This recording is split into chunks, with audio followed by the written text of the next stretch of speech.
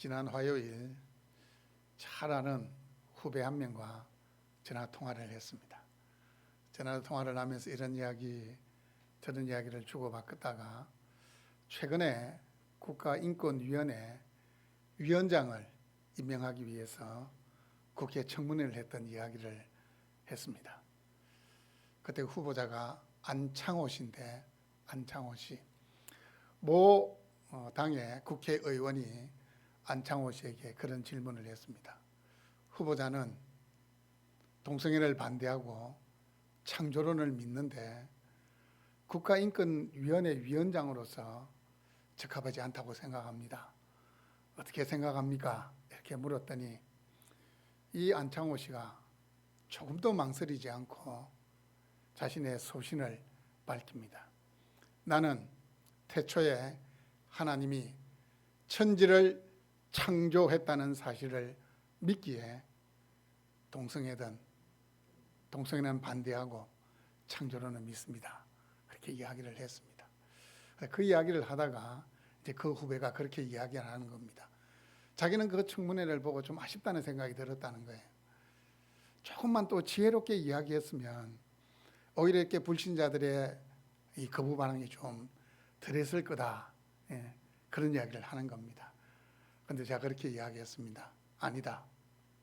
이제는 더 이상 우리가 우리의 생각을 유하게 표현할 필요가 없이 당당하게 내가 믿는 바를 성경이 옳다고 하는 것을 당당하게 이야기해야 된다. 그렇게 이야기를 했습니다. 여러분, 동성애를 반대하고 창조론을 우리가 믿는 것은 그건 다른 문제가 아닙니다. 그건 옳고 그름의 문제입니다. 다름의 문제가 아니라 성경이 말씀하고 있기 때문에 우리는 성경이 말씀하는 대로 믿고 행동해야 되는 겁니다. 제가 기도할 때도 말씀드렸습니다. 여러분, 이 동성애를 합법화하려고 하는 시도가 여러분 잘 모르겠지만 벌써 20년이 됐습니다.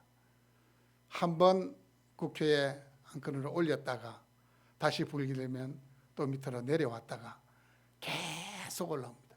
계속 포기라는 게 없습니다. 여러분, 사탄이라는 놈은 집요하기 때문에 포기를 모릅니다. 관철될 때까지 끝까지 시도할 겁니다. 그리고는 이걸 관철하기 위해서 밑작업을 하고 있습니다.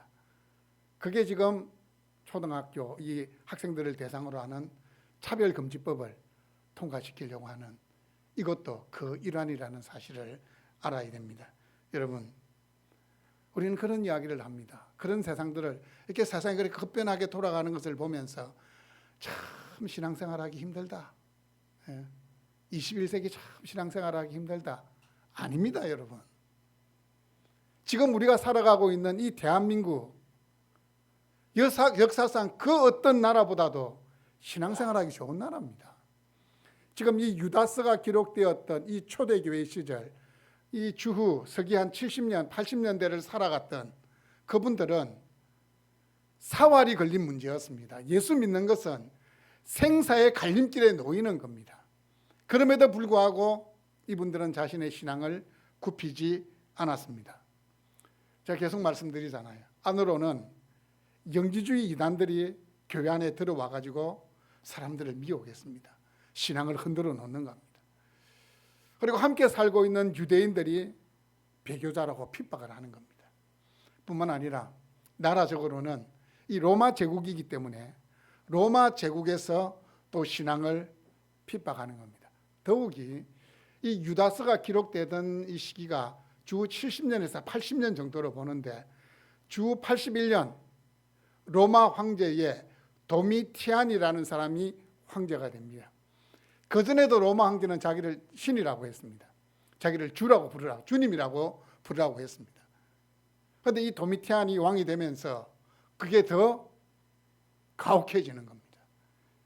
자신을 주님으로 고백하지 않고 자신을 숭배하지 않는 자는 탄압하기 시작하는 겁니다. 이 유다서가 기록되던 그 시기가 바로 도미티안이 로마의 황제로 등극하는 시기하고 거의 맞물리는 시점입니다. 이 삼중고입니다. 삼중고. 예수 믿는다는 것은 목숨을 걸어 놔야 되는 환경이 바로 이때의 환경이었습니다. 지금도 교회를 허물기 위해서 이 신천지가 이 추수꾼들을 보냅니다. 교회로 보냅니다. 추수꾼들을 보내가지고 거기에 잘 적응하게 만들어서 이제 한 명, 두 명 마음을 흔들어 놓습니다.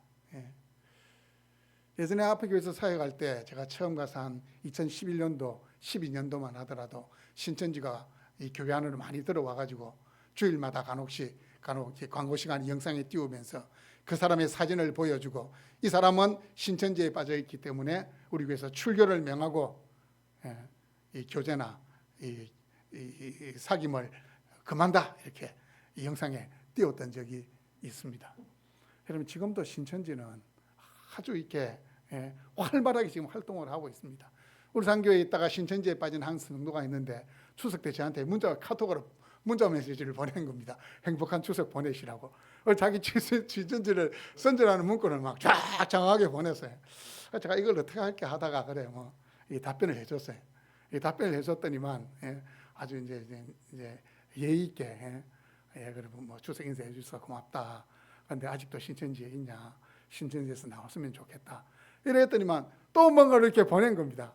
그래서 좀 제가 이게 살짝 화가 나가지고 이제 좀 약간 단호하게 이렇게 딱 보내면서 마지막에 뭐라 보냈냐면 제가 이런 말을 들었습니다. 신천지에서 탈출하는 건 지능순이라고 들었습니다. 우리 성도님은 똑똑하니까 신천지에서 탈출할 줄로 믿습니다. 그렇게 보냈습니다. 누가 그렇게 이야기하더라고요. 이단에서 나오는 건 이 지능순이라고. 머리가 좋은 사람일수록 이게 아니다 해서 빨리 나온다 그런 이야기를 들었습니다. 뿐만 아니고 지금 우리가 살아가는 이 환경도 점점 신앙생활하기 조금 힘든 환경으로 바뀌고 있습니다. 그래서 더욱 우리 기도가 필요한 겁니다. 이제 경각심을 가져야 돼요. 더 이상 유하게 우리 행동해서는 안 됩니다. 옳은 것은 옳다 하고 틀린 것은 틀리다라고 이야기를 해야 됩니다. 더 이상 세상과 우리가 섞일 수 있는 상태가 아니라는 사실입니다. 여러분 기억해야 됩니다. 이 유다서 말씀을 들으시면서 오늘 이 설교 말씀을 들으시면서 내가 이 나라와 이 민족을 위해서 지금 돌아가고 있는 이 모든 환경과 형편들을 위해서 기도해야 되겠다. 그 생각을 가지셔야 됩니다.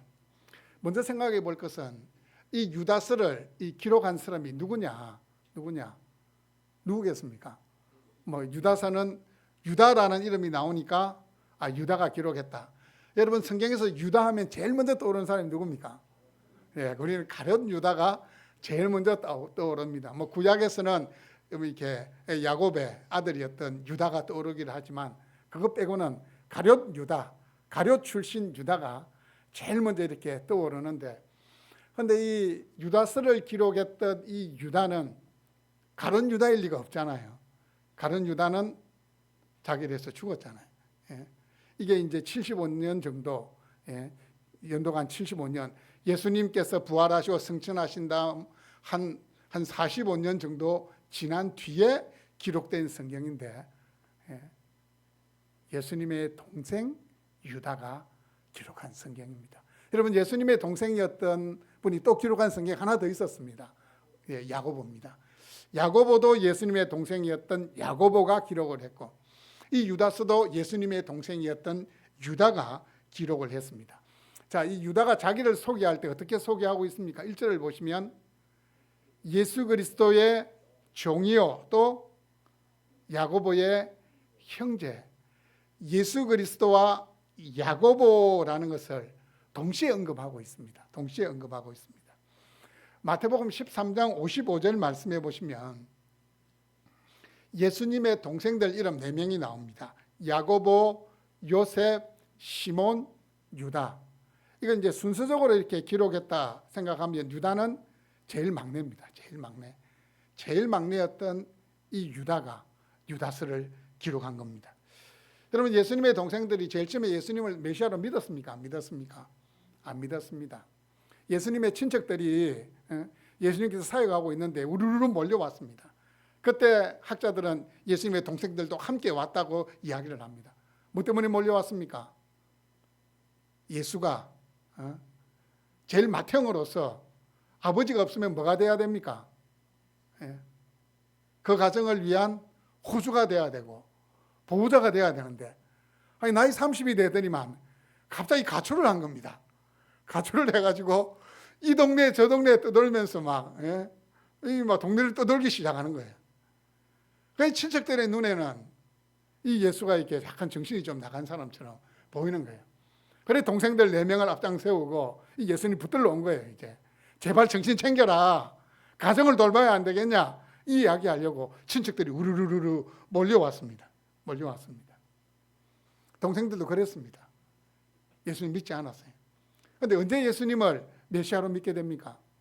결정적인 사건이 뭡니까? 예수님의 십자가와 부활입니다. 예수님의 십자가와 부활. 사도행전 1장 14절 말씀을 보시면 이런 말씀이 있습니다. 여자들과 예수의 어머니 마리아와 예수의 아우들과 더불어 마음을 같이하여 오로지 기도하기에 힘쓰더라. 언제입니까? 예수님이 성천하시고 예수님이 올라가시면서 내가 약속하신 것을 기다려라. 그래서 이들이 이제 마가 요한의 다락방에 모여서 예수님의 제자들이 함께 막 기도하고 있는데, 주님께서 약속하신 성령께서 임하시기를 사모하며 기다리고 있는 그 장소에 누가 있었다고요? 예수님의 아우들, 동생들도 함께 있었다는 겁니다. 그리고 자신을 소개할 때에 저 같으면 예수님의 동생 이렇게 소개할 건데 자랑스럽잖아요. 어쨌든 예수님의 육신의 동생이니까 자랑스럽잖아요. 여러분 같으면 그걸 소개 안 하겠습니까? 예? 뭐 요만한 것만 있어도 우리는 자기를 막 내세우려고 하는데, 예? 당연히 예수님의 동생 이렇게 이야기할 건데, 첫 번째 자기를 소개할 때의 말이 예수 그리스도의 종이다, 이렇게 표현을 하고 있습니다. 예수님은 자신의 신앙의 대상이고 예수님은 자신의 순종의 대상이라는 사실을 밝히고 있습니다. 여러분, 종이라는 건, 둘로스 종이라는 것은 죽고 사는 것이 주인의 손에 달려있는 신분이 종입니다. 종. 오직 그리스도를 위해 살겠다라는 마음의 표시가 종이라는 이 단어에 담겨져 있습니다. 자신의 유익을 구하지 아니하고 오직 주인이신 예수 그리스도의 유익을 구하겠다라는 이 마음의 표현을 담은 것이 종이라는 말입니다. 종. 여러분, 예수 그리스도는 유다에게만 주님이 아닙니다. 우리에게도 주님입니다. 예수 그리스도는 우리의 주인이 되십니다. 예수 그리스도는 우리의 유일한 신앙의 대상이 되십니다. 예수 그리스도는 우리의 유일한 순종의 대상이 되십니다. 기억해야 됩니다. 우리가 섬겨야 될 대상, 우리가 믿어야 될 대상은 오직 예수 그리스도 한 분밖에 없습니다. 그리고 야곱의 형제라고 표현하고 있습니다. 뭐 때문에 야곱의 형제라고 표현했을까요? 그냥 예수 그리스도의 종 이렇게 하면 될 건데, 야곱의 형제. 그래도 이 유다가 이 자신의 존재를 좀 알고 싶었던 것 같아요. 야고보는 당시에 베드로, 요한과 함께 이 예루살렘 교회의 기둥과 같이 알려진 인물입니다. 아주 잘 알려진 인물입니다. 그래서 이제 야고보의 형제이라면 그 말 속에는 누구의 형제입니까? 주의 형제라는 말로 통하는 겁니다. 그래서 야고보의 형제라고, 이것도 유다의 겸손입니다. 주의 형제라고 표현할 수도 있는데 그냥 야고보의 형제라고 이야기하고 있습니다. 야고보서 4장 6절 말씀해 보시면 이 야고보가 그런 이야기를 합니다. 하나님이 교만한 자를 물리치시되 겸손한 자에게 은혜를 주신다. 이 형 야고보의 그 겸손을 닮은 거예요. 주의 형제라고 표현하지 않고 야고보의 형제 이렇게 이야기하고 있습니다. 그리고 두 번째로 생각해 볼 수 있는 것은 이 유다서의 수신자가 누구냐는 겁니다. 유다가 어떤 대상을 염두에 두고 이 유다서를 기록했냐는 겁니다. 유다서는 특정한 교회를 염두에 두고 쓴 편지가 아닙니다. 그리스도를 따르는 모든 성도들을 생각하고 기록한 것이 바로 이 유다서입니다.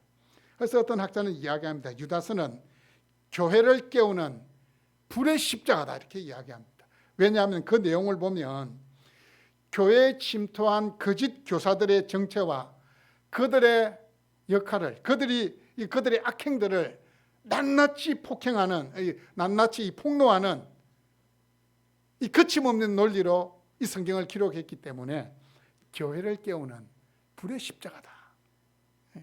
우리가 지금 이제 헬라어에서 한글로 번역된 성경을 보니까 그 정도는 아닌 것 같은데 되겠지만, 이 헬라어 성경, 그 당시의 성도들이 이 문체를 딱 볼 때, 야, 유다가 진짜 작정하고 거짓 교사들에 대해서 거침없는 말로 지금 표현을 하고 있구나라고 느낀다는 겁니다. 유다서에 언급되고 있는 내용들을 보면 특별히 이 유대인 그리스도인들을 염두에 두었다라는 사실을 알 수 있습니다. 왜냐하면 1장 9절을 보시면 이런 내용이 나옵니다.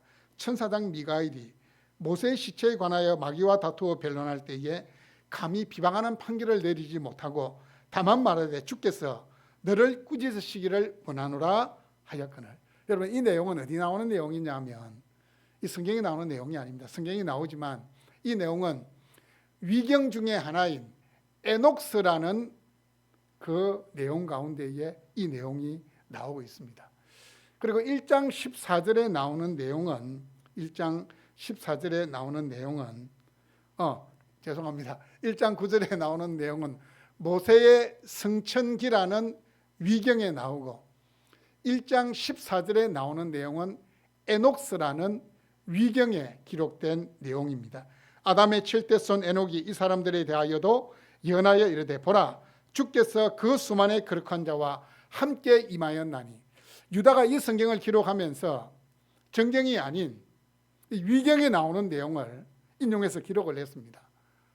저는 순간적으로 의문이 들었습니다. 정경이 아닌데 왜 이 내용을 기록했을까? 이유가 뭘까? 답은 간단하더라고요. 유다서가 이 성경을, 이 편지를 기록할 때에 정경이다, 외경이다, 위경이다 그 구분이 있었을까요? 없었을까요? 아직 없었습니다. 그래서 유대인 그리스도인들에게 있어서는 뭐 외경이든 위경이든 아주 잘 알려진 내용인 겁니다. 그래서 유다는 이 성경을 기록할 때에 거짓 교사들의 정체가 어떤 것인지를 폭로하기 위해서 모세의 성천기라는 위경의 내용을 인용을 하고 에녹스라는 위경의 내용을 인용을 한 겁니다. 그 당시까지만 해도 정경이다, 외경이다, 위경이다 이 구분이 없었기 때문입니다. 우리는 잘 모르겠지만 이 유대인 그리스도인들은 그 내용을 익히 알고 있기 때문에 유다 선생님이 왜 이 내용을 여기 인용했구나 라는 사실을 알게 되는 겁니다. 여러분 요한복음을 보시면 1장 1절을 시작할 때 태초에 말씀이 계시니라. 우리가 말씀으로 번역하긴 했지만 그 말씀이라는 헬라어 단어는 로고스라는 단어입니다. 헬라 세계에 살고 있던 사람들은 그 로고스라는 단어의 의미가 무엇인지를 분명히 알고 있습니다. 세상에 의미를 넣어주는 이성이요, 이 혼돈한 세상을 질서를 잡아주는 원리가 바로 로고스고, 또 이 세상이 잘 돌아갈 수 있게 하는 그 원리, 그 체계가 바로 이 로고스라는 겁니다. 이 로고스 이렇게 이야기하고 이 로고스를 요한이 예수 그리스도와 연결을 시키게 되면 헬라 세상에 살고 있던 사람들은 예수님이 어떠한 분인가 라는 사실을 그냥 경험적으로 본능적으로 알게 되는 겁니다. 그래서 요한이 예수님을 표현할 때 로고스라는 헬라 세계의 관념을 가지고 이야기를 한 겁니다. 유다도 마찬가지입니다. 좀 더 유대인 그리스도인들이 자신이 지금 말하고 있는 것이 무엇인지를 쉽게 알아들을 수 있도록 모세의 성천기라든지 아니면 에녹스라든지 위경에 있는 내용을 들려주었던 겁니다. 제가 이 설교를 하면 어떤 분은 그렇게 생각할 수도 있습니다. 나는 성경이 성경만 있는 줄 알았는데 외경도 있고 위경도 있네. 내가 그걸 찾아가지고 한번 읽어봐야 되겠다. 그럴 필요가 없어요. 왜냐하면 정경 66권이 된 것도 하나님의 섭리입니다. 그리고 이 정경 66권 안에는 우리의 신앙과 삶을 위한 모든 하나님의 뜻이 원리가 다 들어있기 때문에 볼 필요가 없어요.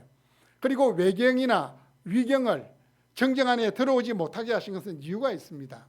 왜 그러냐 보면 이 정경하고 이 66권 성경하고 이 내용이 반대가 되는 내용도 있고, 또 이게 역사적인 사실하고 관계없는 너무 터무니없는 내용들이 많이 들어있기 때문에 우리는 외경도 위경도 다 빼버린 겁니다.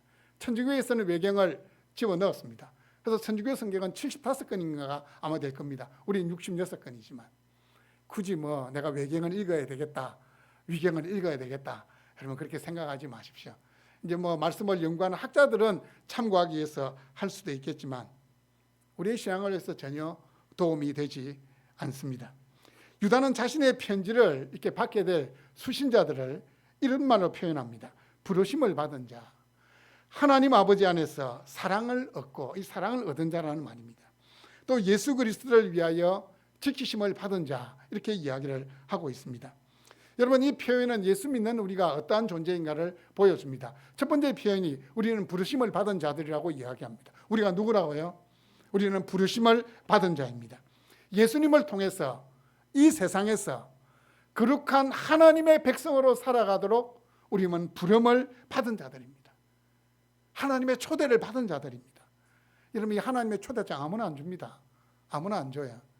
여러분, 지금 청와대에서 계시는 우리 윤 대통령이 여러분에게 초대장을 탁 보내면 청와대에 한번 놀러 오시오, 초대장을 보내면 기분이 좋겠습니까? 안 좋겠습니까? 뭐야 이거, 이렇게 할 사람 없어요. 대통령이 초대장만 보내도 기분이 엄청 좋아지는데 하나님이 초대장을 보낸 겁니다. 왜요? 하나님의 자녀로 부르시기 위해서. 교회라는 헬라어 단어가 에클레시아인데 이 에클레시아도 세상으로부터 불러냈다 뜻이거든요. 교회라는 뜻도 마찬가지. 세상으로도 불러내어서 우리를 어떻게 했습니까? 거룩한 하나님의 자녀가 되게 하신 겁니다. 여러분, 이 하나님의 부르심에는 실패가 없습니다. 그런 복음성도 있잖아요. 하나님의 부르심에는 실수가 없네. 그렇게 이야기를 합니다. 고백을 합니다. 여러분, 이 하나님의 부르심에는 이 실수가 없다, 실패가 없다. 이걸 신학적인 용어로는 효력 있는 부르심, 그렇게 이야기합니다. 효력 있는 부르심. 서열의 문답 31문을 보면 효력 있는 부르심에 대해서 이렇게 고백을 합니다. 하나님의 성령께서 하시는 일로서 우리의 죄와 비참함을 깨닫게 하시고 우리의 마음을 밝게 하여 그리스도를 알게 하시고 우리의 의지를 새롭게 하셔서 우리로 하여금 복음 가운데 값없이 주시는 예수 그리스도를 영접하여 우리를 설복하여 믿게 하시는 것입니다. 복음에 우리를 굴복시켜서 믿게 하는 거다. 그렇기 때문에 이 하나님의 부르심에는 실수가 없는 거고 실패가 없는 겁니다. 이사야 43장 1절 말씀을 보시면 내가 너를 지명하여 불렀나니 너는 내 것이다. 이렇게 하나님이 말씀하고 있습니다. 여러분, 저와 여러분은 하나님의 소유로 부름을 받은 자들입니다. 여러분, 부동산을 내가 이렇게 돈을 주고 사게 되면 어떻게 합니까?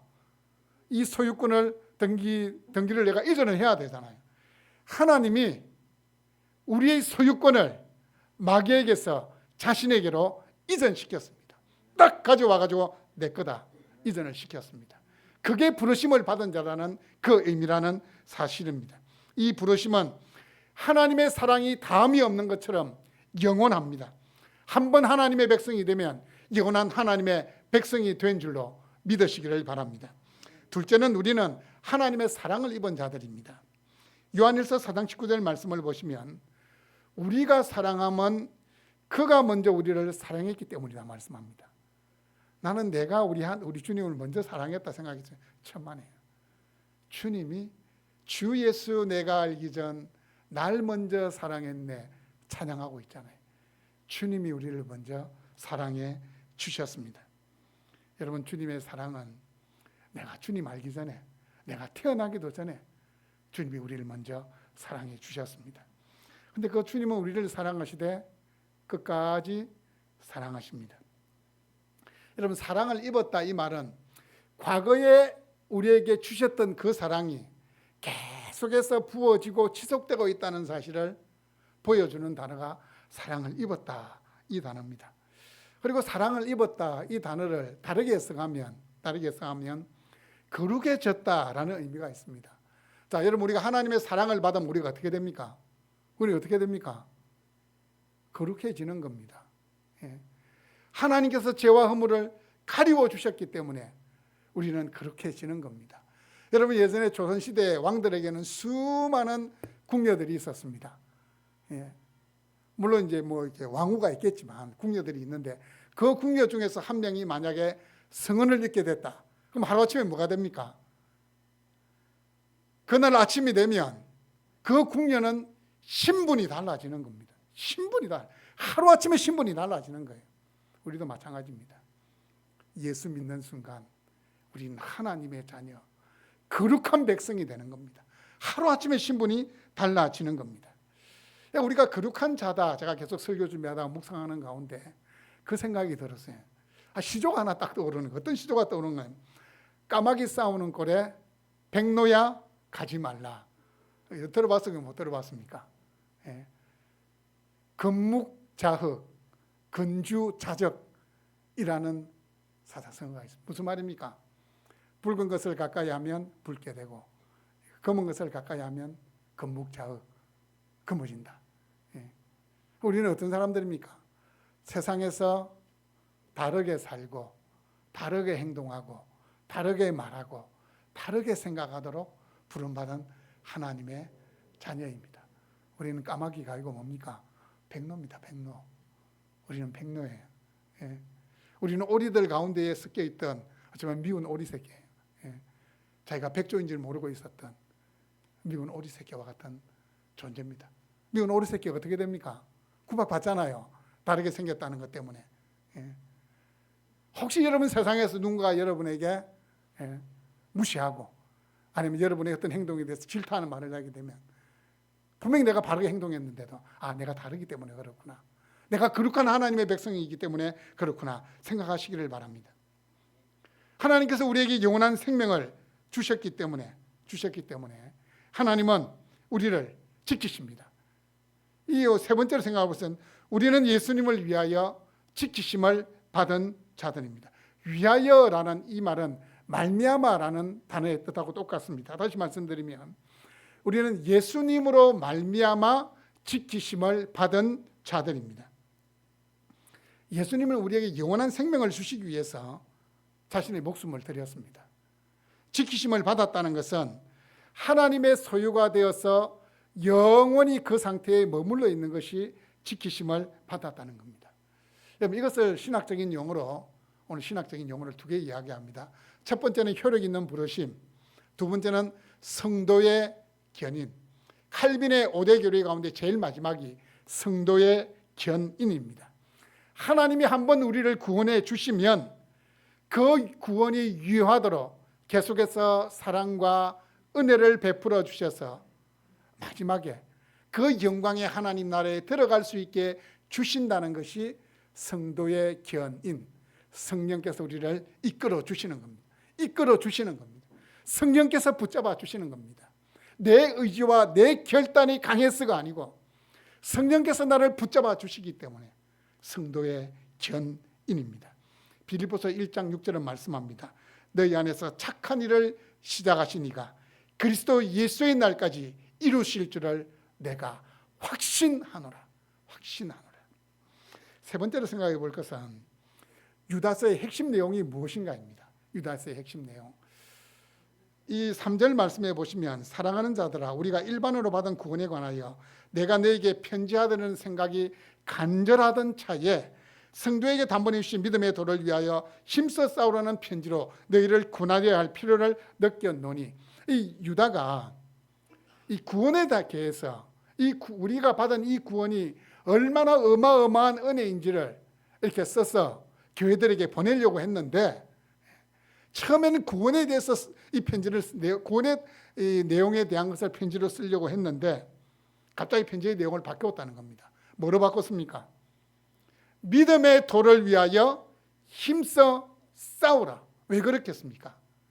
당시에 처해져 있는 환경을 보니까 이 구원에 대한 일반적인 내용보다는 믿음의 도를 위하여, 믿음을 위하여 힘써 싸우라는 말로 경계하고 권면하는 것이 더 필요하다고 생각했기 때문에 믿음을 위하여 힘써 싸우라, 이 내용으로 편지를 쓴 겁니다. 그래서 여러분, 누군가 여러분, 유다서의 내용이 뭔데 난 유다서를 읽어봐도 1장밖에 없지만 아무리 읽어도 내용을 모르겠더라. 핵심 내용을 모르겠더라. 그럼 뭐라고 이야기됩니까? 믿음을 위하여 힘써 싸우라. 이게 유다서의 주제다. 이렇게 이야기하면 됩니다. 3절에 보시면 우리에게 주신 믿음이 단번에 주신 믿음이라고 이야기합니다. 예수 그리스도의 성육신도 단번에 이루어졌습니다. 예수 그리스도의 속죄 사역도 단번에 이루어졌습니다. 우리 죄 용서함과 칭의도 하나님이 우리를 어렵다 하시는 것도 단번에 이루어졌습니다. 여러분, 이 진리 외에는 다른 진리가 없습니다. 이 복음 외에는 다른 복음이 없습니다. 이 예수 그리스도 외에는 다른 예수 그리스도가 없습니다. 이 예수님을 믿게 하고 이 예수님을 끝까지 따라가게 하시는 분은 성령님입니다. 이 성령 외에는 다른 성령이 없습니다. 성경은 때로 전투 현장에서나 나올 법한 말로 아주 강하게 말씀을 합니다. 예. 믿음의 도를 위하여 힘써 싸우라. 이거 어떻습니까, 여러분? 이 거룩한 성경에서 막 힘써 싸우라. 조금 약간 거부 반응이 들지 않습니까? 지금 유다가 지금 처해 있는 이 초대교회 성도들이 처해 있는 이 상황이 엄청난 영적 전투의 현장입니다. 사느냐 죽느냐 그것이 문제로다. 먹고 사는 게 아니고 내 생명이 여기서 끝나느냐, 내가 예수 그리스도를 위해서 순교할 거냐, 예수 그리스도를 부인할 거냐, 그게 걸려있는 진짜 치열한 영적 전투의 한가운데 있습니다. 여러분이 전쟁터에서 만약에 우리도 6.25 전쟁을 겪은 나라인데 여러분 6.25 전쟁과 같은 큰 전쟁 돼서 여러분이 소대장으로 부름을 받았습니다. 이제 이 부하들을 이제 부대원들이 지휘를 해야 되는데 적군이 앞에서 옵니다. 진군하시죠. 총을 준비해서 싸우셔야 됩니다. 이렇게 이야기하면 됩니까? 안 됩니까? 예? 누가 이거 그 말 듣겠습니까? 예?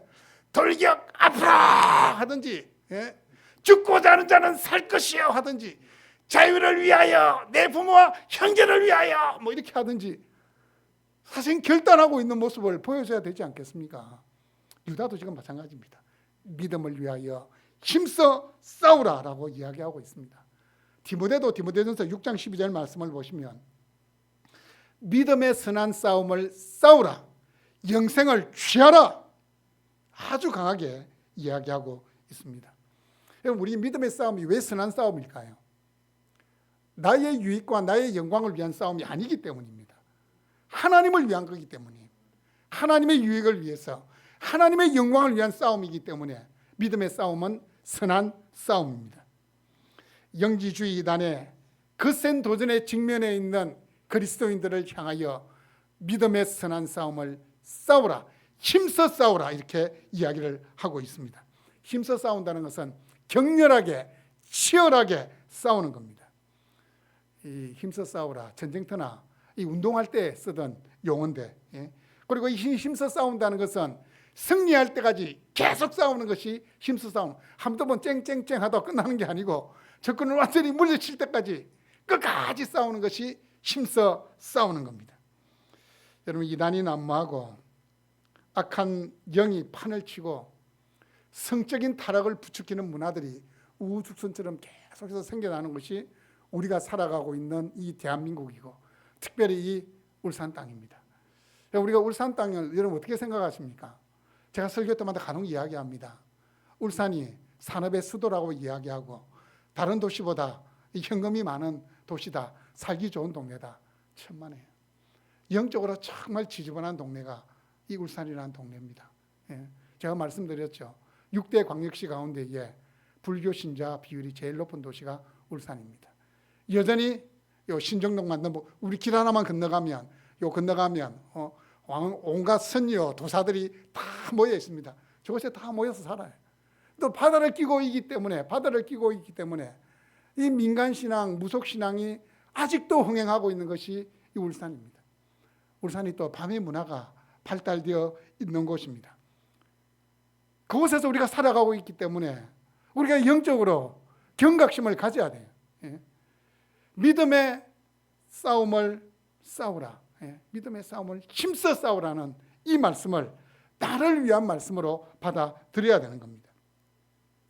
여러분, 유다 선생님이 이렇게 강력한 의지로 힘써 싸우라 이렇게 이야기한 것은 당시 초대교회 성도들이 영지주의 이단들에 대해서 안면이 받친다고 교회에서 출교를 시키든지 강하게 못한 겁니다. 그들이 하는 이야기를 들어주고, 그들이 이렇게 교회 안에서 이제 영지주의는 육체는 막한 것이기 때문에 지 마음대로 해야 된다니까, 이게 육체를 가지고 죄 짓는 일에 막 사용을 해도 말을 못하는 겁니다. 말을 못하는 겁니다. 그 유다 선생님이 그 초대교회의 상황을 보고 강하게 믿음의 도를 위하여 힘써 싸우라 이렇게 말씀을 하고 있는 겁니다. 지금도 마찬가지입니다. 지금 세상은 관용이 미덕이라 그래요. 관용이 미덕이라 그래요. 이 신앙에서도 이 관용을 요구하는 거예요. 야, 네가 믿는 것만 옳은 게 아니잖아. 내가 믿는 것도 옳은 게 있을 수도 있잖아. 그러니까 기독교도 좋고, 천주교도 좋고, 이슬람도 좋고, 불교도 좋고, 나중에는 다 가면 마지막에 만나는 건 하나님이다. 그래서 교회 안에도 종교다원주의가 독버섯처럼 계속해서 자라나고 있습니다. 지난주에 인천에서 로잔 대회라고 국제 선교 대회를 크게 했는데 말이 진짜로 많았습니다. 그런데 그 로잔 대회에서는 그 성격이 안 나왔다고 그러는데, 이 로잔 대회가 이 종교주의라는 이 색채를 숨기고 있다 말들이 많았는데, 어쨌든 뭐 은혜롭게 끝이 났습니다. 이 종교다원주의가 지금 알게 모르게 계속해서 교회 안에 계속 침투하고 있습니다. 여러분, 유일한 구원자는 예수 그리스도밖에 없습니다. 우리는 이 문제에 대해서 관용을, 미덕을 발휘할 수 있는 게 아닙니다. 그건 진리입니다. 진리의 문제. 다름의 문제가 아니라니까요. 진리의 문제입니다. 예수 그리스도 외에는 하나님께로 갈 그 어떤 길도 하나님이 허락하지 않았습니다. 여러분, 다시 말씀드립니다. 우리는 이 세상에서 넓은 길을 가라고 부름받은 자들이 아닙니다. 좁은 길, 사람들이 찾지 않는 험한 길을 가도록 하나님이 우리를 불러주셨습니다. 여러분, 그 길을 갈 때 함께하는 이가 적다고 두려워하지 마십시오. 그 좁은 길을, 험한 길을 가는 사람이 둘러보니까 많이 없네. 위축될 필요가 없어요. 왜냐하면 하나님의 긍휼과 평강과 사랑이 우리와 함께하기 때문입니다. 2절 말씀을 보시면 긍휼과 평강과 사랑이 너희에게 더욱 많을지어다. 하나님의 긍휼과 평강과 사랑이 너희에게 더욱 많을지어다 축복하고 있습니다. 험한 길, 좁은 길을 갈 그때에 하나님의 긍휼과 사랑과 평강이 우리의 삶에 부어진다는 사실을 기억할 수 있기를 바랍니다. 여러분, 자연을 보호하고 환경을 보존하는 만큼이나 우리가 보존해야 될 것이 뭐냐면 영적인 환경, 도덕적인 환경입니다. 자연을 보호합시다. 환경을 보호합시다. 좋아요. 영적인 환경, 도덕적인 환경도 함께 보존되어서 우리 다음 세대에게 물려줘야 됩니다. 그러기 위해서는 먼저 이 세속의 물결이 나를 침범하지 못하도록 나부터 지켜야 됩니다. 나부터 지켜내고, 그리고 이 영적인 환경, 도덕적인 환경을 제외하는 정책이라든지 그런 이론이라든지 그런 행동들이 난무하는 것을 볼 때에 단호하게 틀렸다고 이야기하고, 우리 하나님 앞에 나가 하나님이 그 센 세상의 물결을 막아낼 수 있게 해달라고 기도하셔야 되는 겁니다. 여러분, 기억하십시오. 우리에게 주어진 아름다운 자연 환경을 내 손주들에게 물려주는 것도 정말 우리가 해야 될 일이지만, 그것 못지않게 영적인 환경, 도덕적인 환경도 함께 물려줘야 됩니다. 하나님께서는 이 믿음을 지키는 자신의 백성들을 보호해 주시겠다고 말씀합니다. 24절 말씀해 보시면 능히 너희를 보호하사 그침이 없게 하시고, 믿음으로 결단하고 나아갈 때에 하나님이 우리를 보호하사 그침 없게 하실 줄로 믿습니다. 아멘.